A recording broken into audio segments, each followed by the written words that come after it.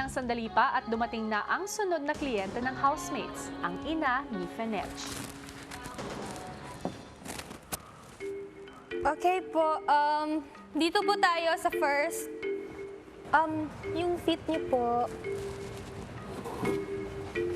Hey, hey, hey. I know this feet.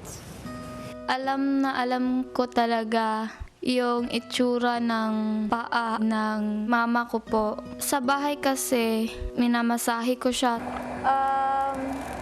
Hello po. Ako po si Fenech.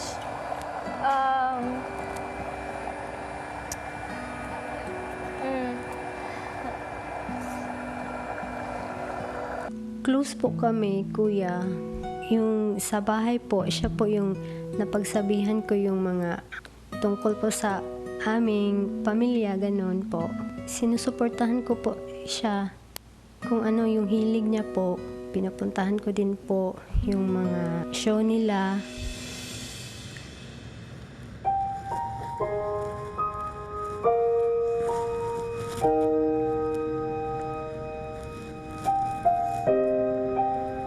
This week po, ma'am, kasali po ako sa mga naging 5 nominado. First time. Hindi ko po alam kung ilan po ang matatanggal, kaya kakayanin ko po sa ligtas namin na sana hindi ako matatanggal.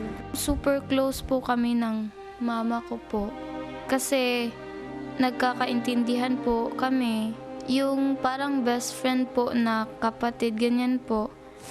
Kamay niyo po.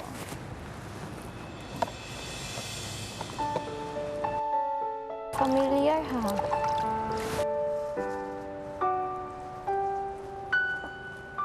Nafe-feel ko po yung ano niya, yung hawak niya, parang sinasabi na namimiss niya ako. Kaya hindi ko napigilan, pinisil ko siya.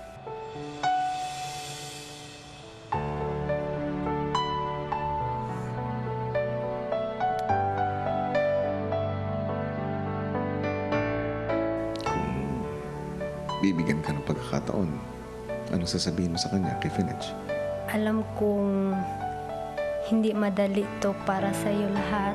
Kahit na anong mangyari, huwag kang mag-stop ng sa mga pangarap mo. Nandito lang kami. Yun na po ang aming foot spa and hand spa po. Maraming salamat po.